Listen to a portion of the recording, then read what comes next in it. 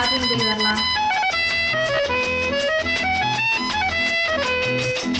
என் கண்மணி காதலி இடமாங்கனி உன்னை பார்த்ததும் சிரிக்கின்றதே சிரிக்கின்றதே. நான் சொன்ன ஜோக்கை கேட்டு நாணமோ நீ நகைச்சுவை மன்னன் இல்லையோ. நல்ல போங்கோ.